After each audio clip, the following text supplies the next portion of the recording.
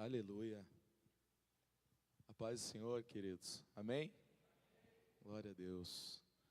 Quero me apresentar primeiro, né? O Serginho já falou, mas quero falar um pouquinho. Meu nome é Jefferson.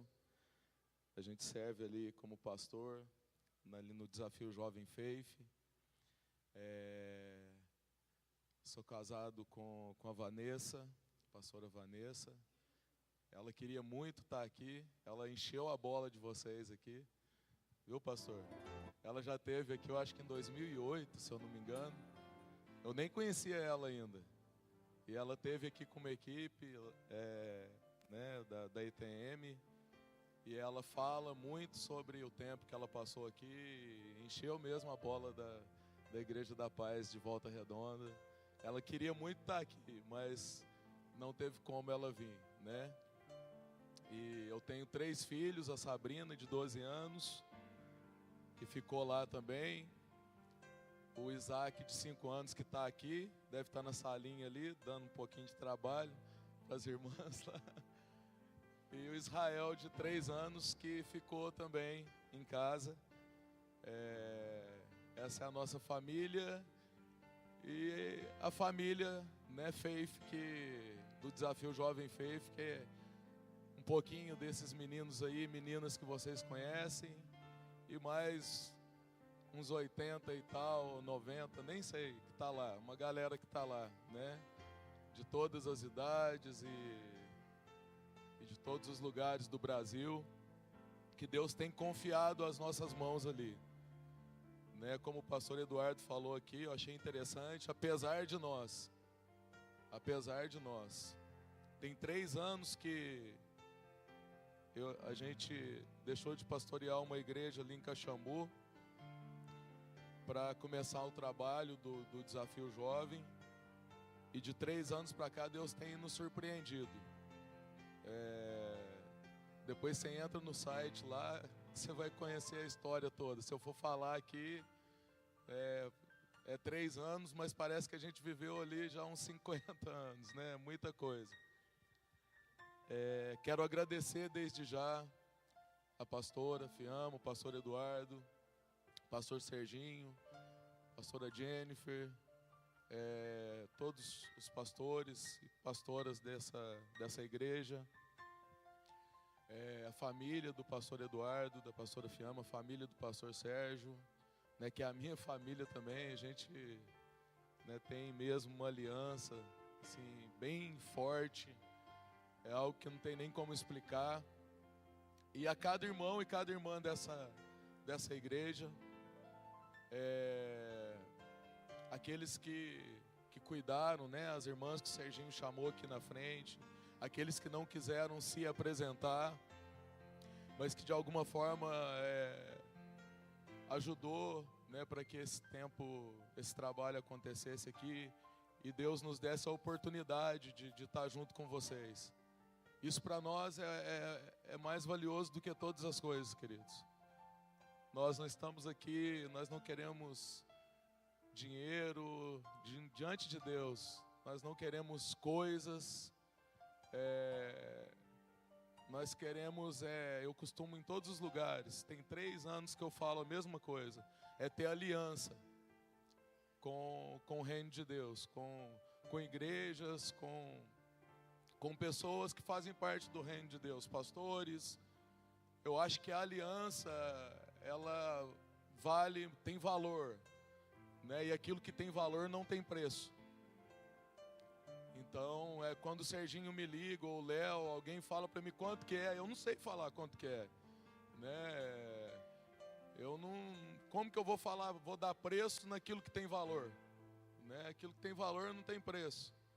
Então eu falo, não sei, cara, vocês que conhecem a pessoa, vocês sabem se tem condição, se não tem, se a família tem, se não tem, vê aí o que vocês fazem. Então, eu sou grato a Deus por essa aliança, que mesmo antes da gente estar aqui, né, da gente ter a oportunidade de estar aqui e trabalharmos juntos em prol do reino de Deus, a gente já tem essa aliança, né? Através do trabalho do Desafio Jovem Faith e da Igreja da Paz de Volta Redonda. E quero mesmo agradecer por essa oportunidade da gente estar junto com vocês aqui. Eu estou aqui para falar de um assunto que é bem sério, queridos. E tem alguns anos que a gente tem ministrado sobre isso, geralmente na base lá missionária, né, lá no nosso centro, e em outros centros também. E de um tempo para cá, Deus começou naturalmente a colocar no meu coração que a gente precisava ministrar um pouquinho sobre isso nas igrejas, locais que Deus tem nos levado. Nós temos feito esse trabalho de impacto, queridos, praticamente o ano todo, para a honra e glória do Senhor. E apesar de nós sermos sim uma comunidade terapêutica, o que eu sempre estou falando ali para os nossos obreiros, pastor Eduardo, e para todos também, até para os alunos, é que a gente não pode perder a veia missionária, que muitos têm perdido por aí. Eu conheci Jesus porque eu me apaixonei por missões. E foi através de missões, de um trabalho como esse, que eu fui convidado um dia para assumir uma igreja, e para a honra e glória do Senhor, né, a gente foi ordenado pastores pela Igreja da Paz, né, pastor Elvis ali e o pessoal da Igreja da Paz, junto com o Serginho, estava um pessoal ali, e a gente ficou um tempo com a igreja ali da Paz. Trabalhei muito com células, discipulado, então eu conheço bem, tô em casa aqui, viu, pastor? Eu sei, a gente trabalhou bem com isso. É uma visão assim tremenda, abençoada, que deu a oportunidade de hoje eu estar aqui como pastor e através de estar pastoreando a igreja lá, é que surgiu esse projeto. E a gente não quer perder essa veia missionária. Então a gente já vai chegar daqui, agosto a gente já está indo para Lavras, em setembro a gente está indo para a Ilha Grande, ali em Angra dos Reis, outubro, Muzambinho, e enfim, Nova Resende, até dezembro a gente está com impacto marcado. E já marcamos para esse mês de julho também, eu não lembro nem aonde, mas ligaram para mim, eu acho que foi ontem, e marcou lá. Depois eu tenho que ver direito, para ficar 15 dias, eu vou lembrar, daqui a pouco eu lembro aonde. Mas queridos, eu sei que a gente tem pouco tempo, e como eu disse, Deus tem chamado a gente para falar de algo nas igrejas. E é um assunto bem complexo. Geralmente eu demoro uma semana ministrando umas 4 horas na parte da manhã e mais umas 2 horas na parte da noite para falar desse assunto. Então ministrar assim em poucos minutos é complicado, esse tema, mas a gente vai fazer o possível aqui para ser o mais sucinto, né, naquilo que Deus nos trouxe aqui para fazer. E no nome de Jesus, o Espírito Santo vai trazer um entendimento para cada um de vocês que estão aqui. E o que eu quero falar um pouquinho aqui é sobre a paternidade de Deus, sobre o coração paterno de Deus, sobre o coração de pai de Deus. Porque nós sabemos que Deus, Ele é bem mais do que Deus Todo-Poderoso, Soberano, Altíssimo. Ele é Pai. Amém? Mas muitos ainda não conhecem Ele como Pai. E principalmente dentro das igrejas. Tem muita gente dentro das igrejas escravizados pelo espírito de orfandade, atormentados, não conseguem crescer, não conseguem desenvolver uma intimidade com Deus, não conseguem deslanchar na sua vida espiritual e sua vida conjugal, familiar, não conseguem se sentir inseridos numa família, seja ela a família mesmo, esposa, marido, filhos, aquilo que Deus constituiu, o casamento, a aliança do casamento, ou a família espiritual, a igreja. Pessoas não conseguem se firmar, não conseguem se sentir acolhidas e inseridas por causa de um espírito que tem assolado principalmente a nossa nação brasileira, que já vem com esse legado desde a sua fundação, que é um espírito de orfandade. E não tem como eu falar de paternidade de Deus sem falar de orfandade. Porque o eixo do cristianismo, eu tenho entendido, nos últimos tempos, aquilo que movimenta o reino de Deus, aquilo que faz com que o reino de Deus, ele se movimente em favor dos filhos de Deus, ele aconteça, aquilo que faz com que a gente encontre a obra de Deus, o caminho que Deus já preparou para cada um de nós como filhos e filhas de Deus. O eixo do reino de Deus, o eixo do cristianismo é a paternidade de Deus, é nós reconhecermos Deus como Pai, e sermos reconhecidos, na verdade já somos reconhecidos por Ele como filhos. Porque quando nós entendemos isso, queridos, nós entendemos então que nós temos uma herança em Deus.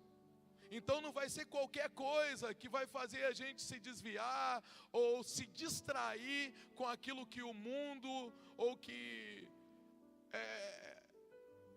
a mídia tem lançado e que tem distraído tantas pessoas, tantos jovens, tantos adolescentes, tem tirado o foco, tem tirado a identidade das pessoas. Então uma pessoa que reconhece Deus como Pai e se reconhece, se vê como filho e filha de Deus, ela dificilmente vai ser acometida por esse espírito de orfandade. Ela dificilmente vai ser uma pessoa que ela com problema na identidade. Ela vai saber muito bem quem ela é, no corpo de Cristo, na igreja local, na sua família, na sociedade. Mas uma pessoa, queridos, que ainda não conhece Deus como Pai e não tem a identidade de filho de Deus, essa pessoa facilmente ela é acometida por esse espírito de orfandade. E é uma brecha que é colocada na família de gerações em gerações. Então Satanás coloca ali uma cunha nessa brecha e vem batendo e batendo, batendo, de gerações em gerações. E famílias têm sido fortemente atacadas, casamentos, filhos e filhas, jovens, adolescentes, atacados na sua identidade, não sabem quem são, não conseguem crescer, jovens, homens, mulheres, às vezes de 40, 30 anos, que não sabem ainda nem a roupa que vai vestir, que ainda precisa da ajuda dos pais para saber a roupa que vai comprar, não tem identidade, não tem personalidade formada. A gente vê isso muito ali. Pessoas totalmente sem identidade. Qualquer vento de doutrina, qualquer conversa fiada leva essa pessoa. Um amigo, o vínculo de amizade na escola, na faculdade, na sociedade, qualquer coisa que fala para ela, olha, você tem que vestir essa roupa, porque senão você não vai ser aceito. Você tem que vestir esse tipo de tênis, porque senão você não vai ser aceito, essa marca. Você tem que ter o cabelo assim, porque senão você não vai ser aceita. Ela dá ouvidos a isso, entra em depressão.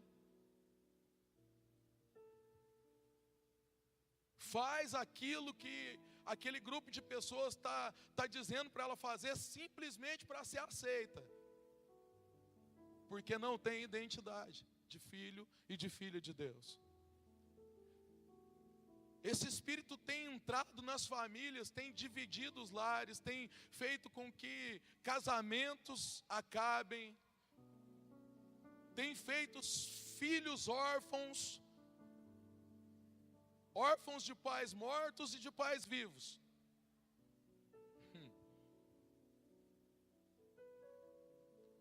Tem feito filhos bastardos, muitos filhos gerados fora da aliança do casamento. Levítico diz que isso é uma maldição, e que o filho bastardo, ele não assenta na Assembleia do Senhor, não se assenta no reino de Deus, na Assembleia do Senhor, na família de Deus. Mas não é, queridos, porque a impressão que dá quando a gente lê ali em Levíticos é que Deus não quer essas pessoas. Então é filho bastardo, foi gerado fora da aliança do casamento, Deus não quer eles. Não, queridos.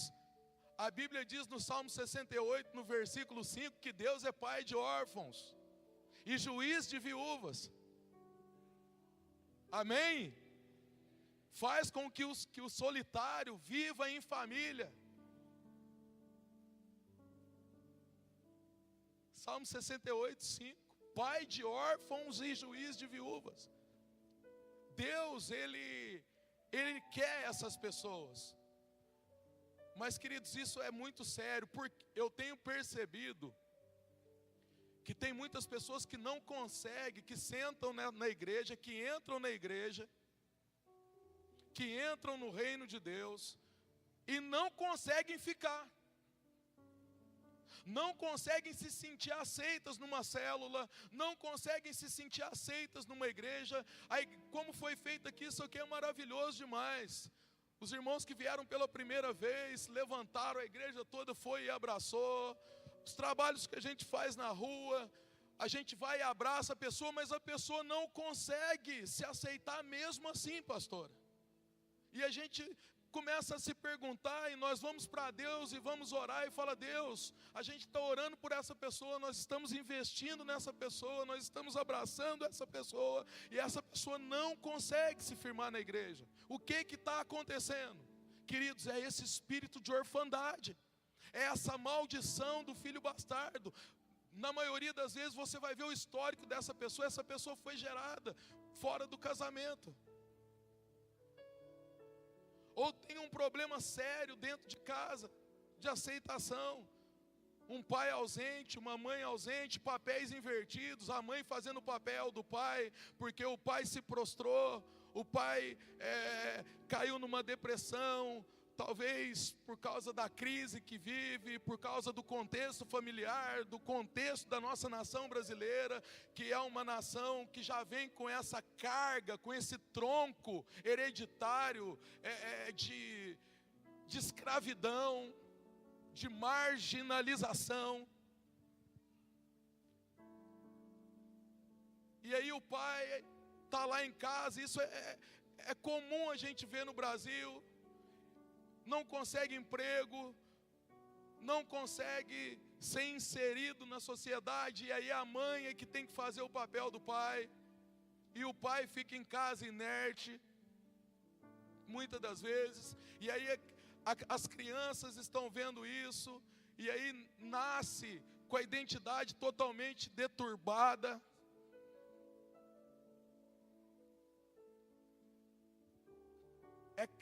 Cresce com a identidade totalmente invertida. E aí a gente vê essa onda por aí de homossexualismo, de lesbianismo, de bruxaria, de macumbaria, ocultismo.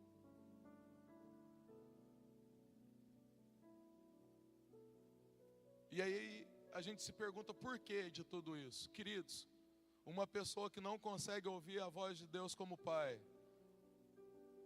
uma pessoa que não recebe a paternidade de Deus, ela facilmente vai ouvir uma outra voz, a voz do diabo. Assim como a paternidade de Deus é o eixo do cristianismo, a orfandade, queridos, é o eixo do satanismo. o que faz movimentar o satanismo, essa onda de satanismo. Ah, pastor, mas que onda é essa? Pesquisa para você ver. Começa a entrar na brecha, interceder por pessoas para você ver. Talvez aqui, muitos que trabalham com discipulado, já foi discipular alguém que teve envolvimento com satanismo, com bruxaria, com macumbaria, umbanda, quimbanda e aí por diante. Mas por que essa onda? Por que tudo que está acontecendo tudo isso? Pessoas, queridos, que não conseguem ouvir Deus como Pai, que não conseguem se aceitar como Pai, que não conseguem aceitar a igreja como família, ela facilmente vai ouvir a voz do diabo. O que o satanismo prega? É simples. Que o satanismo prega que Deus é uma pessoa ruim, uma pessoa que demora demais para conceder os seus desejos. É uma pessoa que não está preocupada com você, que não está nem aí com você, que está distante de você. E que o diabo não. Na verdade, o satanismo ele inverte os valores. Ele diz que Deus é o diabo e o diabo é Deus. Que Satanás, sim, é uma pessoa que rapidamente está preocupada com você, que não vai te julgar pela forma que você veste, não vai te julgar por aquilo que você faz, que não vai te julgar pelo pecado que você comete, que vai rapidamente satisfazer os seus desejos, principalmente carnais. E aí uma pessoa que não tem a identidade firmada em Deus, ela facilmente dá ouvidos para essa voz. Quantas pessoas entram lá no nosso centro falando isso? Eu não acredito em Deus, a única pessoa que eu acredito é no diabo. A primeira coisa que eu pergunto para ela, cara, como que era o seu relacionamento com seu pai? Acabou. Tem uns que gritam, pastor, não me fala nesse cara. Não toca no nome desse cidadão. E não só com o pai, mas com mãe também, ou com professor, tios, tias. Pessoas que deveriam representar Deus na vida daquele jovem, daquele adolescente, daquela criança, ou dessa pessoa que às vezes a gente recebe que já é um adulto, que a gente chama lá de os bebês de 90 quilos. Que não cresce. Você vai começar a conversar com a pessoa. Paternidade, queridos, não é sexo. Não é o sexo masculino ou feminino, é um princípio. Paternidade de Deus é um princípio. Então, pessoas que foram feridas pelas mães, pelos pais, pelas figuras de autoridade.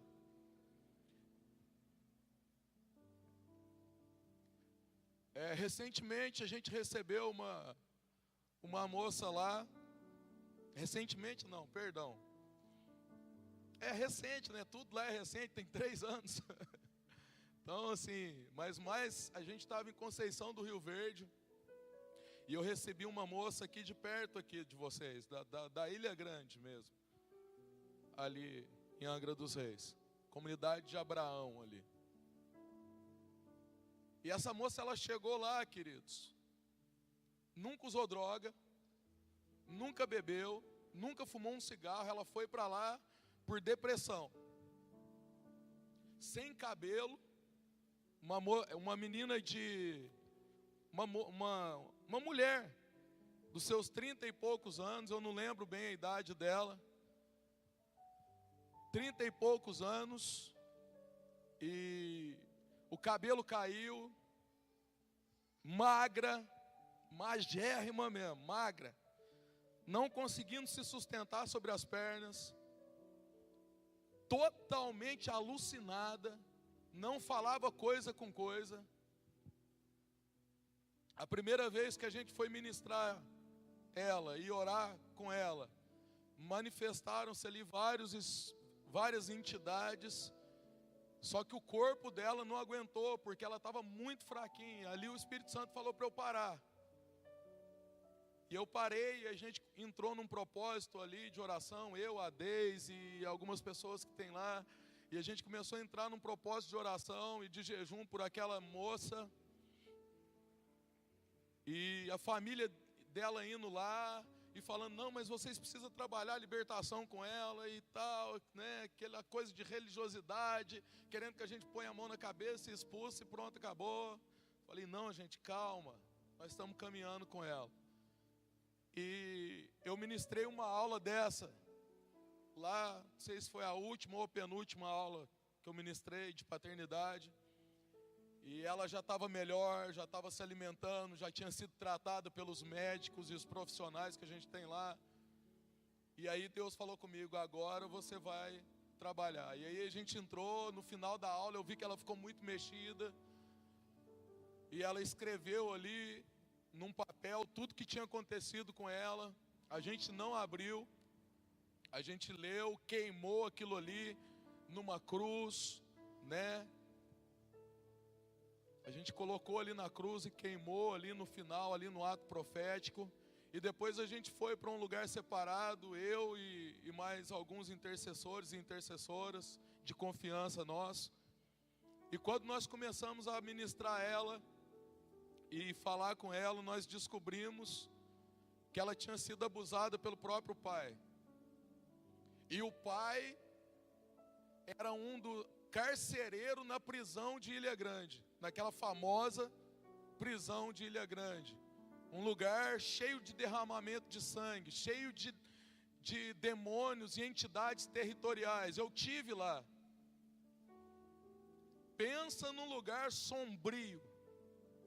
Eu não fui, pastor, ainda num lugar tão sombrio como aquela Ilha Grande ali. Principalmente nos arredores daquela prisão. As ruínas daquela antiga prisão de Ilha Grande. E o pai foi abusado também pelos presos, numa rebelião.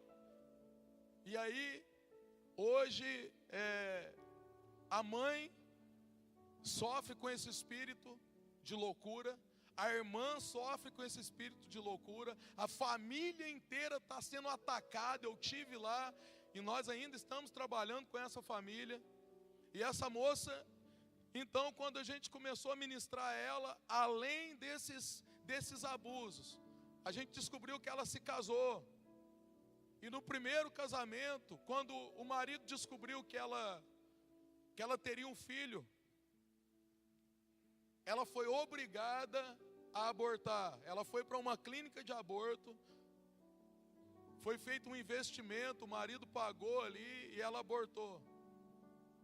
Isso ela já tinha 2 filhas, que são as 2 meninas que estão lá. Assim, a gente tem trabalhado com elas e hoje são meninas de Deus. A gente vai voltar agora em setembro para lá e assim, são uma gracinha as 2 meninas, tão felizes com a mãe hoje. Mas essa criança o marido não quis. E aí ela engravidou de novo. E aí ela teve um aborto agora involuntário. Por quê? Porque o útero se tornou um túmulo.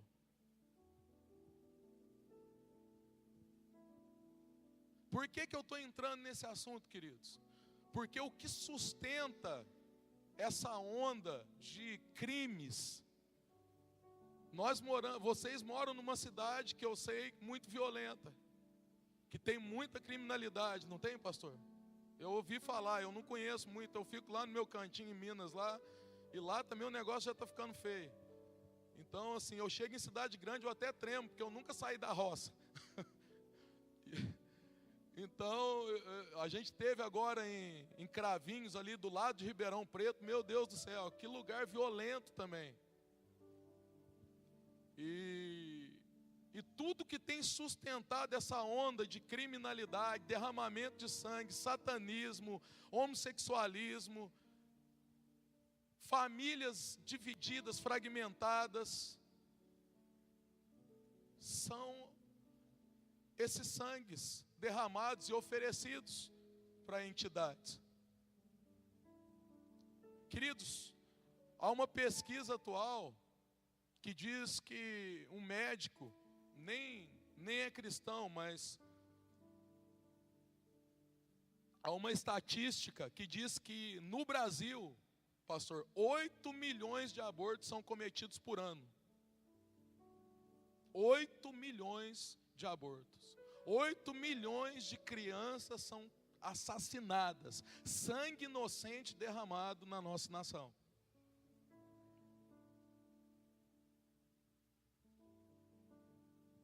Oito milhões.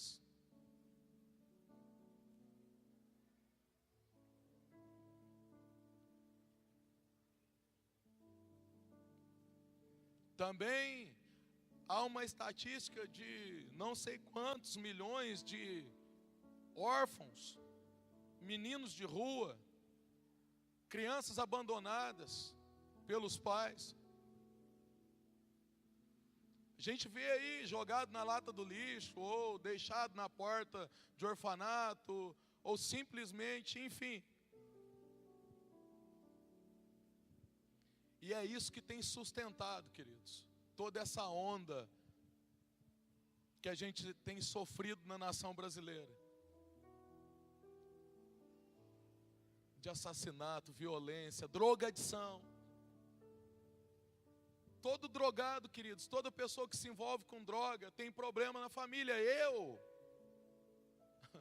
Minha mãe de um lado, a minha mãe do lado, uma crente, 56 anos na Assembleia de Deus, de missões lá em Lavras e orando pela minha vida. Do outro lado, meu pai, alcoólatra, mansador de cavalo brabo, que me ensinou assim, que ser homem é beber cachaça e ser violento. Então eu sofri espancamento do meu pai até os 14 anos, mais ou menos.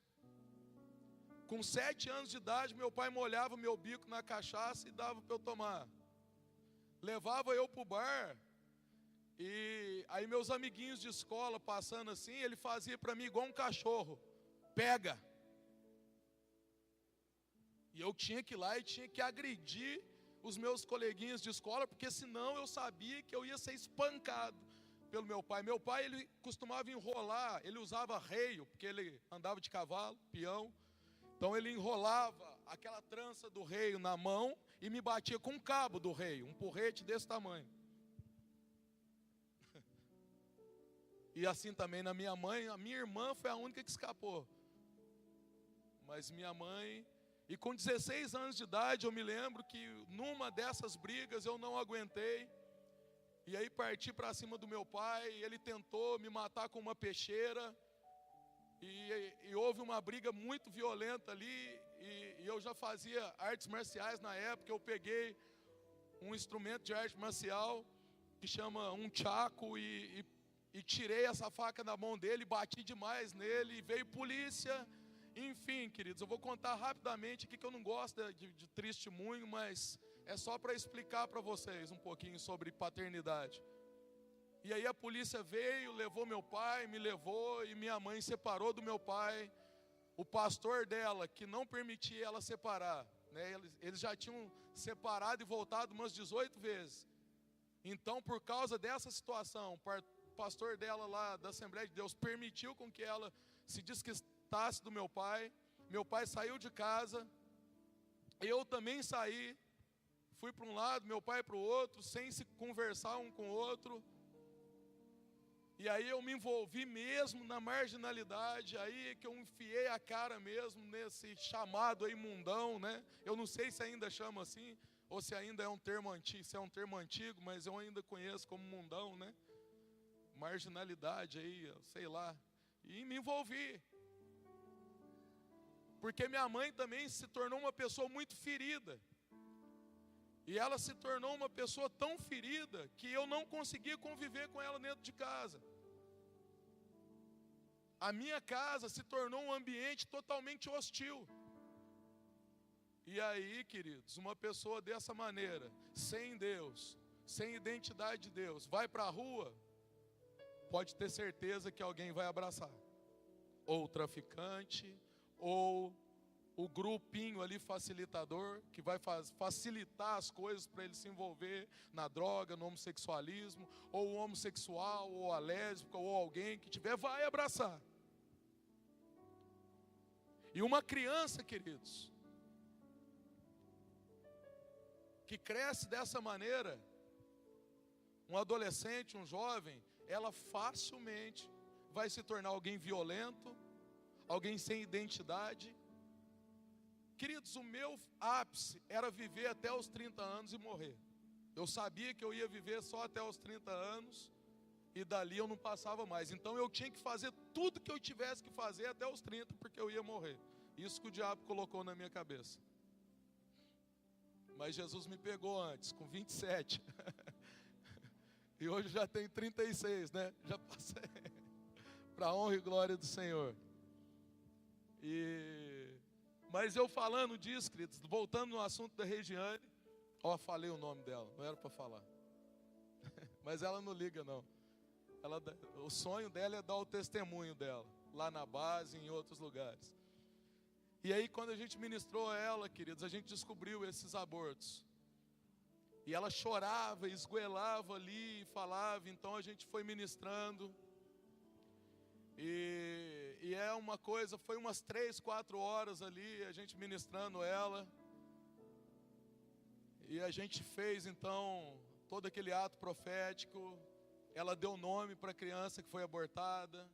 A gente colocou, fez ela imaginar aquela criança sendo colocada num colchãozinho branco, as crianças, e sendo enterrada, e ela imaginou lá o cemitério, e a gente foi pedindo o Espírito Santo para trazer a memória, e ela liberou perdão para o marido que abandonou, liberou perdão para o pai que abusou, e naquele exato momento, ela foi curada. Queridos, quem conheceu ela aqui, o Felipe que chegou a conhecer, né, Felipe? O Gilberto.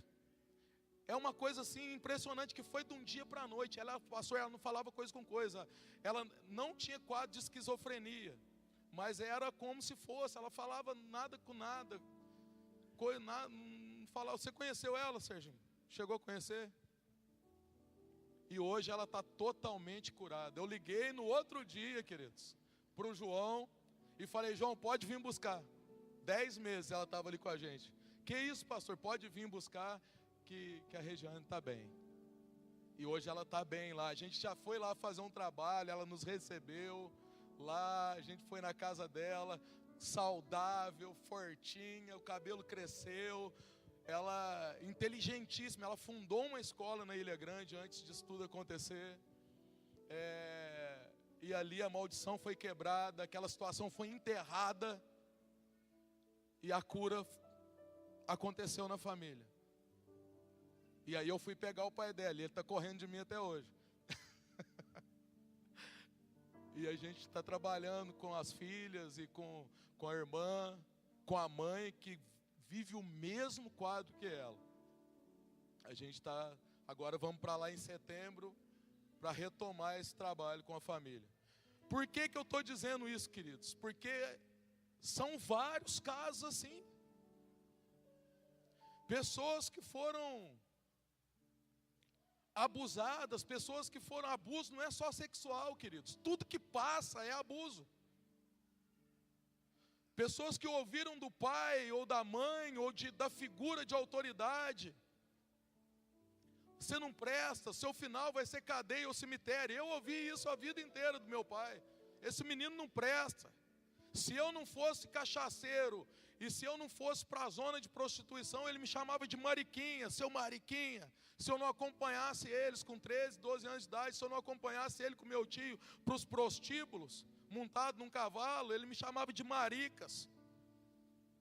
E quantos não são assim? que nós vivemos trabalha, tem que trabalhar para sustentar a casa de uma tal maneira que deixa os filhos de lado, não dá atenção para os filhos, sequer olha o caderno do filho quando ele chega da escola. E se você vê as cartilhas que o MEC tem lançado aí, que o governo brasileiro tem lançado para as nossas crianças, não abre nem o caderno do filho ou da filha para ver o que ele está aprendendo na escola. Ah, eu vou dormir na casa do amiguinho, eu vou dormir na casa da amiguinha, é lá que tudo acontece. É lá que eles aprendem a fumar um cigarrinho, é lá que eles aprendem a se tocar uma menina numa menina, um menino no menino, enfim, é nessas coisinhas que a gente não dá muita importância. Por quê? Porque a gente está ocupado demais, como pais e como mães. Nós estamos envolvidos demais no nosso trabalho, nós estamos envolvidos demais nos nossos ministérios, e nós deixamos muitas das vezes nossos filhos de lado.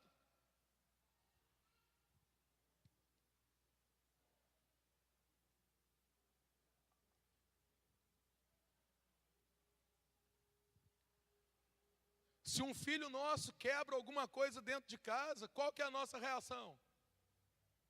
Não, filhinho, quebrou a televisão que você acabou de comprar.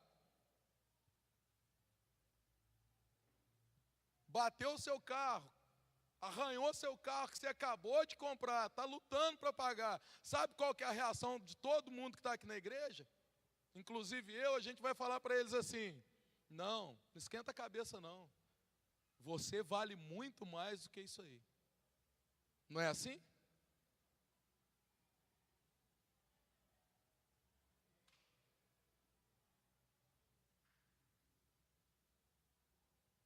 Eu posso expor você, Rafael? Posso? Posso mesmo? De verdade? Já expus, né? Eu estava vindo conversando com o Rafael, ele veio comigo no carro, e ele começou a lembrar de uma história que marcou a vida dele. De quando ele estava numa festa com o pai dele, num lugar onde o pai dele estava recebendo muitas pessoas, né, ali, até da alta sociedade mesmo, e tinha um objeto parecido com um globo terrestre, alguma coisa assim, que seu pai tinha trago da onda, Filipinas, de algum lugar do mundo aí, e muito caro e muito bonito, e ele ali brincando de jiu-jitsu, na época que era, né, teve uma onda, quando chegou mesmo o jiu-jitsu no Brasil, com segurança lá do pai dele, eles brincando, ele derrubou esse objeto, e o pai dele envergonhou ele na frente de todo mundo, e isso marcou a vida dele. Isso escreveu para ele, deixou algo marcado nele, como se aquele objeto fosse mais importante do que ele, se aquele objeto valesse mais do que a autoimagem dele, que aquele objeto valia mais do que o pai dele renunciar àquilo, para ele não ser envergonhado diante de um grande grupo de pessoas. E isso foi uma das coisas que marcou ele, como tantas coisas marcou a minha vida, dessa maneira. Eu, depois de ter perdoado meu pai, porque numa aula dessa de paternidade, né, eu entendi algumas coisas e liguei pedindo perdão para o meu pai e liberando a vida dele no mundo espiritual. Algum tempo atrás, eu vou voltar nesse assunto ainda, mas algum tempo atrás, eu entendi uma coisa, há bem pouco tempo atrás, que eu tinha que liberar perdão para minha mãe também. Porque minha mãe se tornou tão doente, quando meu pai abandonou ela teve que trabalhar em 2 serviços, de dia e de noite, para não deixar faltar nada para a gente em casa. Aí o que acontecia? Se eu quebrava um copo dentro de casa, aquilo era motivo para uma briga, falação, e ela falava na minha cabeça: eu lutei para conquistar isso aí, é só um copo, mas eu trabalhei, eu dei meu suor. Se ela estava limpando a casa, e às vezes eu chegava do futebol e pisava, o mundo parece que tinha acabado, porque ela já trabalhava a semana inteira, e chegava no final de semana, ela estava limpando a casa, e então não podia sujar, e como que eu ia ficar dentro de casa? Eu ia para a rua, e na rua a gente sabe o que a gente encontra.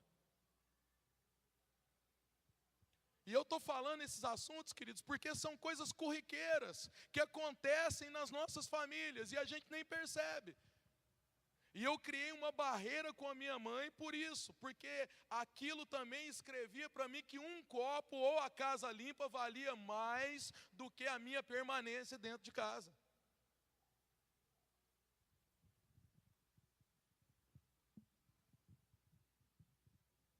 Como eu falei, é um assunto complicado, porque demoraria tempos para eu falar isso aqui.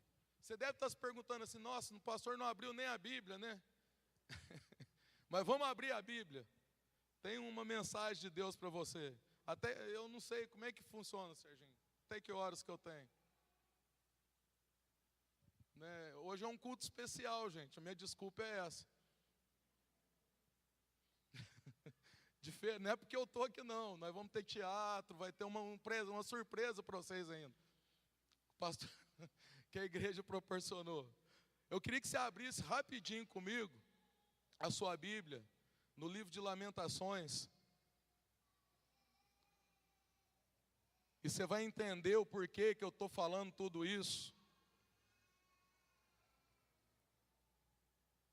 Eu quero... Já está fechando isso aqui. E depois a gente vai ter um tempo aqui, eu sei que você vai entender tudo isso. Lamentações capítulo 5. A partir do verso 1.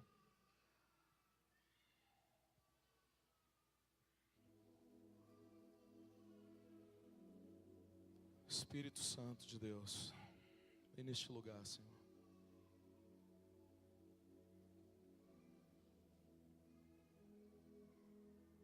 Nós declaramos, Jesus, que o Senhor é Pai neste lugar. Nós declaramos a paternidade do Senhor aqui, Deus. E declaramos que está sendo destronado nesse momento todo espírito de orfandade, Deus. Moloque, Falique, Conceição Aparecida, Cosme e Damião, todo espírito ligado à orfandade, nós declaramos a falência, a aniquilação desses demônios agora, das famílias aqui representadas. Nós declaramos essas famílias livres, Senhor, no nome de Jesus, como já foi cantado e louvado aqui. Mas se o Filho vos libertar, verdadeiramente serão livres. Porque muitas das vezes nós saímos de um culto desse, Pai, e nós cantamos eu sou livre, eu sou livre, eu sou livre, mas saímos da igreja ainda com uma algema. Não conseguimos, Senhor, uma liberdade verdadeira, genuína, íntegra. Mas nós declaramos hoje, Senhor, essa palavra não por força, nem por violência, mas pelo Teu Espírito, que está sendo agora destronado, Senhor, o espírito de orfandade de Volta Redonda, todo demônio, toda entidade territorial dessa cidade, desses bairros, Senhor, em nome de Jesus, não vão ter poder, porque vão ser desmascarados, em nome de Jesus. E essa igreja, Senhor, a partir desse princípio, Senhor, que vai ser liberado aqui essa noite, essa palavra, esse entendimento, Senhor, vai se tornar uma igreja de discípulos, mas discípulos que são mais do que discípulos, que são filhos do Senhor. E vão andar como filhos e como filhas do Senhor, com a cabeça erguida, e aonde colocar a planta dos pés, Senhor, vai tomar aquele território como herança, porque nós sabemos que a herança dos filhos é as nações. Herança de filho não é casa, não é terra, não é carro, não é dinheiro, isso vem. Quando nós nos portamos como filho, essas coisas nos acompanham, mas a nossa herança de fato, verdadeira, é território, é nações. O Salmo 2 diz: pede-me, te darei as nações por herança, e os confins da terra por possessão. Em nome de Jesus, cada célula, cada líder de célula, cada família aqui representada, Senhor, vai sair daqui essa noite com entendimento claro e específico, que são filhos do Senhor e filhas, por isso tem uma herança incorruptível no Senhor.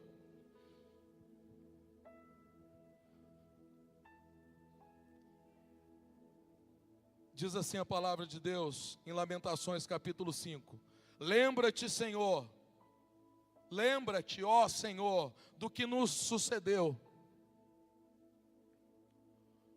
Olha para o nosso opróbrio. Ali está uma versão diferente. Nossa desgraça, ou seja, a ausência da graça. A nossa herança passou para estranhos. Na minha Bíblia diz ali estrangeiros. Tem outras versões que diz forasteiros. Órfãos somos sem pai. As nossas mães são como viúvas. Até aí.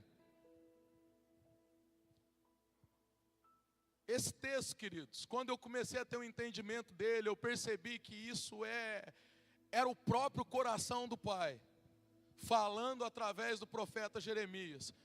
O Pai dividindo, impartindo o coração dele com o profeta Jeremias e descrevendo um quadro de escravidão espiritual, um quadro de pessoas que são escravas na área da identidade, pessoas que estão sendo roubadas, sequestradas da sua herança, do seu legado em Deus, pessoas que estão sendo totalmente roubadas daquilo que Deus tem para elas. E a sua herança tem passado a estrangeiros, a sua herança tem passado a forasteiros.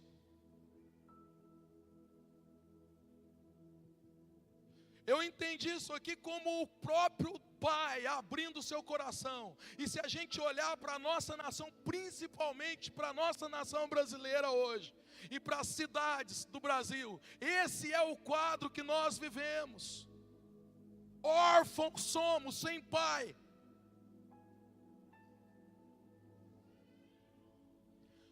A nossa herança passou a forasteiro e as nossas mães são como viúvas.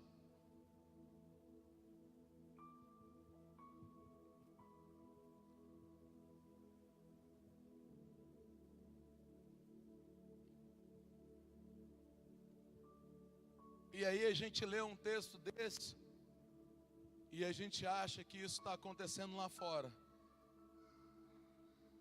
A gente olha para um texto desse e a gente acha que isso está acontecendo com aqueles que são perdidos, ou com aqueles que nós chamamos, não sei como, alguns chamam de perdidos, outros chamam de vazios, mas o próprio Martin Luther King Jr., ele diz mais vazio do que os vazios. São aqueles que pensam que não são vazios, mas vivem uma vida vazia.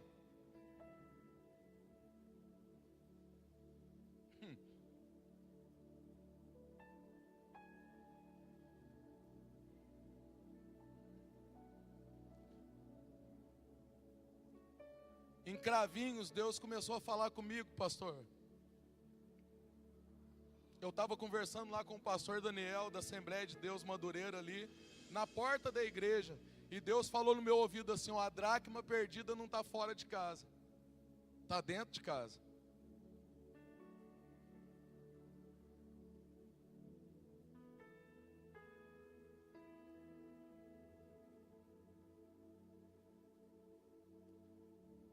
E hoje eu conversando com um discípulo meu, Deus me deu essa palavra para minha base missionária para a Faith.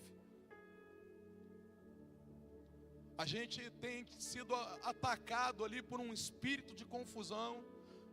A minha esposa sonhou com uma ratazana, tem sonhado com uma ratazana há alguns dias. E nós tivemos um discernimento que essa ratazana representa um espírito de confusão. E realmente tem acontecido muitas confusões ali no nosso meio. E hoje eu conversando com o discípulo falando, mas esse aluno tal, mas é Nepomuceno que está nos perseguindo, é os órgãos de Lavras que vão nos perseguir. Não é nada de fora, é de dentro. E eu falei isso para ele hoje, eu vou chegar de Volta Redonda, e eu estou com isso no meu coração, e nós vamos fazer uma faxina dentro da Faith, porque a dracma perdida está aí dentro.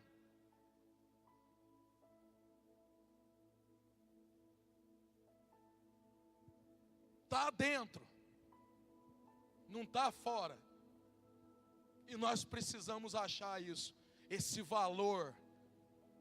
Nós precisamos trazer de volta esse valor, encontrar isso que é valoroso e que está perdido dentro. Nós nos esquecemos dela.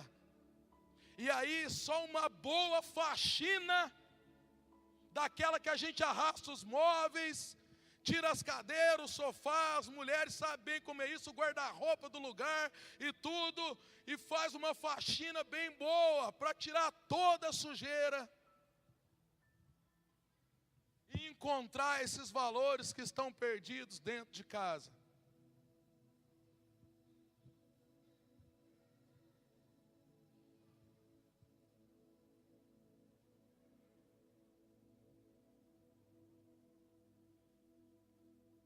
Muitos de nós, queridos, a gente vem para a igreja. A gente adora não. Muitos de nós não adoramos, nós só cantamos. Damos os nossos dízimos e ofertas. Os fariseus também fazem isso. Oramos, vamos para as esquinas.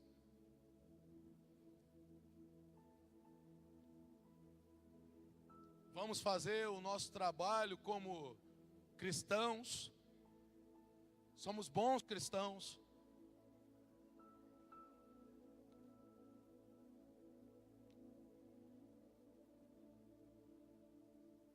Mas muitos de nós estão longe de saber o que é de fato adoração. Nós cantamos, nós louvamos. Eu estou falando nós. O ouvido mais próximo da minha boca é o meu. Nós tocamos bateria, nós louvamos, nós cumprimentamos uns aos outros, e nós vamos vivendo a nossa vida correta, digna, trabalhando, estudando, indo para a faculdade, indo para as escolas, indo para o nosso trabalho dia após dia, dignamente, pagando as nossas contas, vivendo como pais e como mães. Mas e aí? Deus só tem isso para você?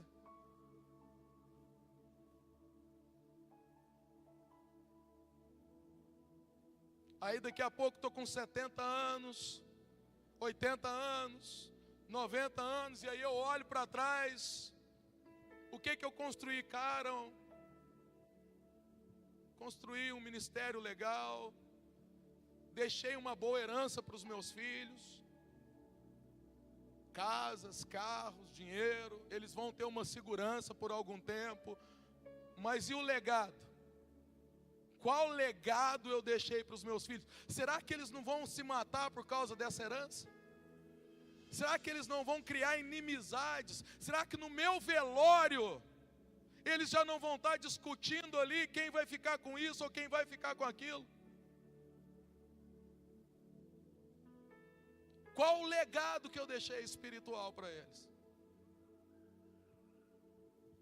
Quanto tempo eu tirei com eles, apesar de eu trabalhar, de eu estudar e de eu ser um cidadão de bem?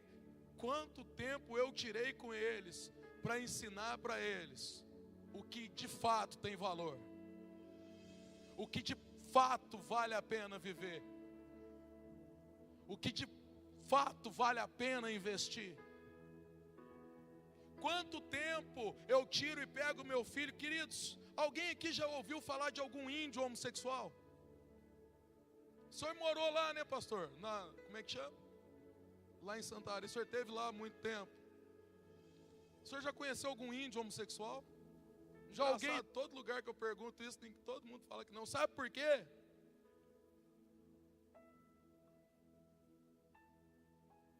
Um menininho,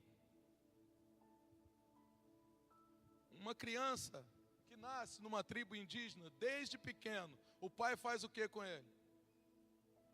Mostra para ele quem ele é. Firma a identidade dele, leva ele para caçar junto, leva ele para pescar junto e fala: você que cuida da casa, você é meu menino, você é responsável por isso, por isso e por isso. E a menina a mesma coisa, já vai com a mãe para as atividades. Eu não estou falando que todo mundo aqui tem que virar índio não, gente, espera aí. Eu estou dizendo que é um valor que nós precisamos ter dentro das nossas casas. Quando eu entendi isso, queridos, quantos de nós pega os filhos no colo? Um menino, homem, ele precisa do abraço do pai, do beijo do pai, do agarro do pai, do aperto do pai. Ele precisa disso. Ele nasce com essa essência.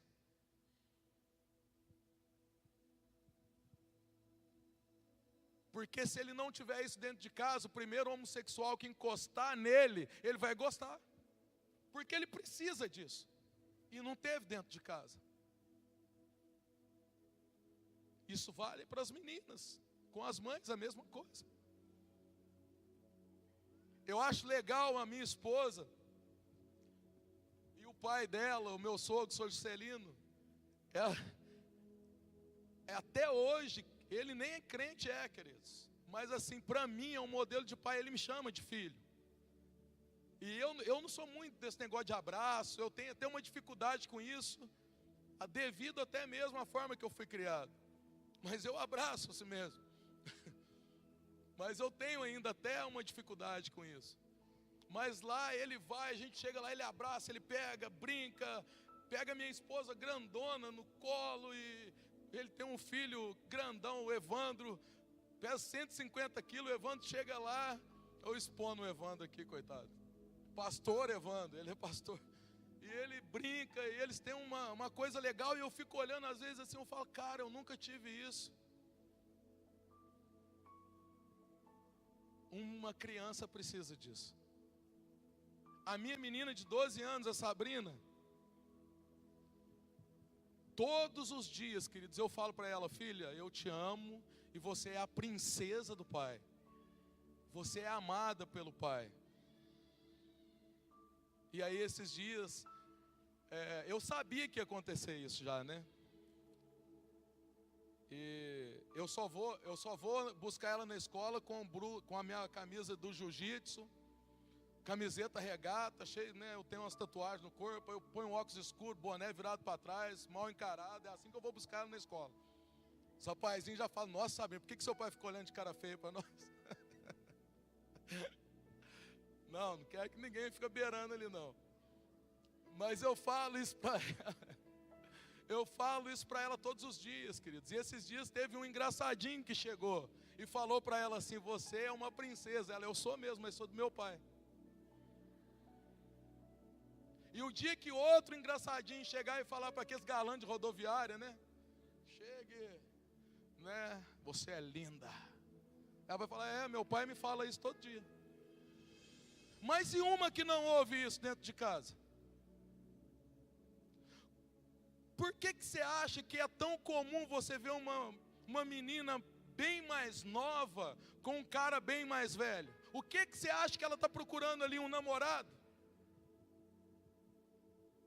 Um pai que ela não tem dentro de casa, ou que é ausente nesses princípios e nesses valores dentro de casa. 99% dos acolhidos e acolhidas que nós recebemos no Desafio Jovem Faith não receberam esses valores dentro de casa. Eu não vou ser audacioso de falar 100%, mas 99,9%.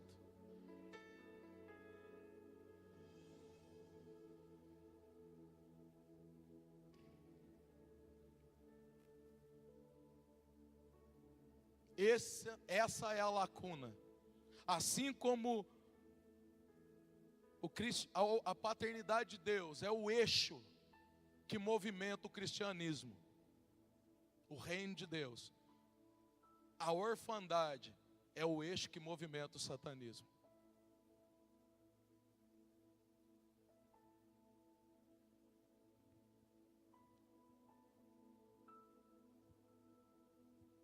E eu queria levar você a esse entendimento essa noite.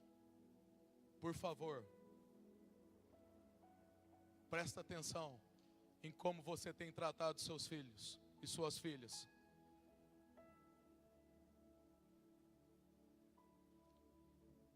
Porque todas as vezes que eles dobrarem o joelhinho assim para orar e falarem assim, Pai, que seja para orar o Pai Nosso, sabe quem que vai vir na cabecinha deles?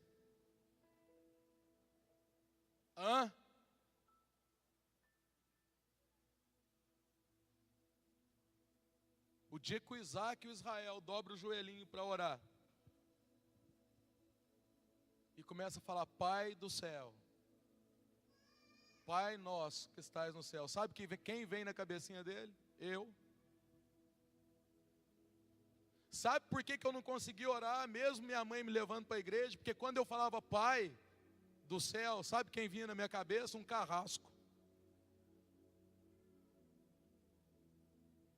Alguém que estava com um raio na mão, um velhinho de barba, com um raio na mão, só esperando eu errar para me punir. E muitos de nós, a gente acha que é brincadeira, mas ainda tem essa imagem de Deus. Está cheio do irmão mais velho, do filho pródigo nas nossas igrejas. Que estão na casa, que servem muito bem o Pai,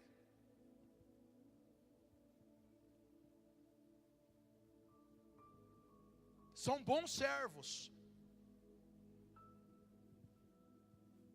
Mas aí o filho pródigo entra pela porta da igreja, pela porta da casa, e aí recebe aquele abraço gostoso que os irmãos receberam aqui no início do culto. E aí uma festa é preparada na igreja da paz, Volta Redonda, para o filho pródigo. E nos céus também a Bíblia é clara em dizer que há uma festa no céu, pelos pecadores que se arrependem.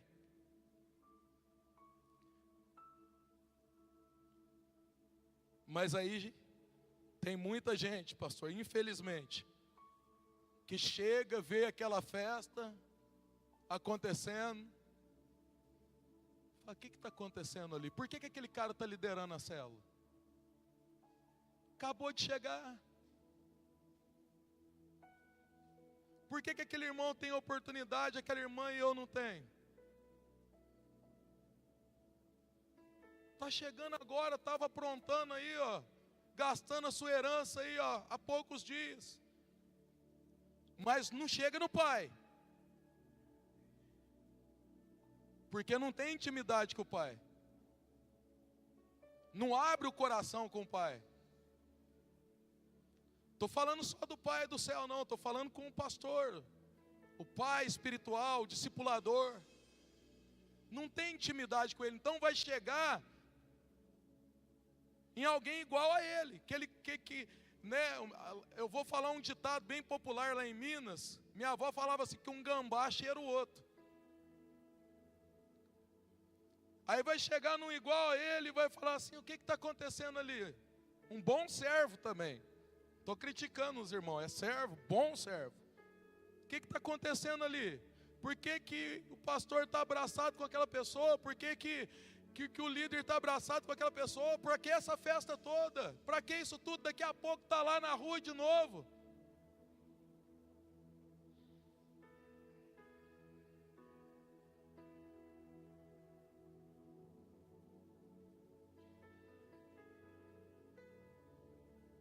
Para mim, eu sirvo essa casa, eu sirvo esse pai há tantos anos e nunca mataram um bezerro cevado sequer para mim.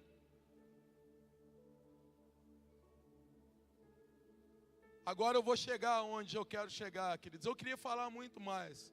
Quem sabe um dia eu vou ter a oportunidade de vir ministrar uma semana aqui. Quem sabe, não sei. A gente já tem feito isso em algumas igrejas aí.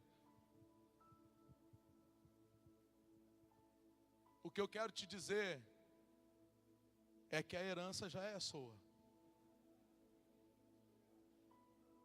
Aquele filho, a herança já era dele, só que ele não sabia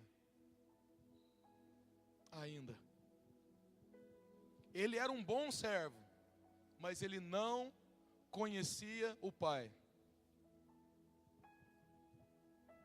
Amém, igreja? É difícil ouvir amém nessas pregações, né? Glória a Deus. É difícil, Serginho.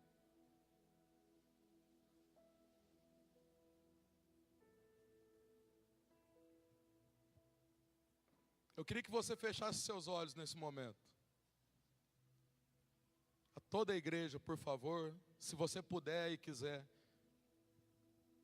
para que nada te distraia, nem o que eles estão fazendo ali, aqui. Fica à vontade. Na casa do Pai.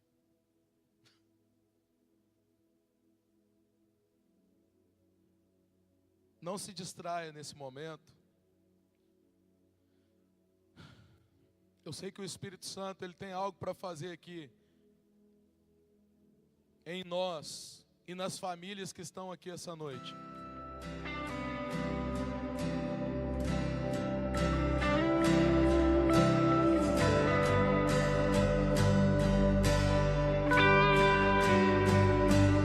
Todo ser que vive, louve o nome do Senhor. Toda criatura se derrame ao seu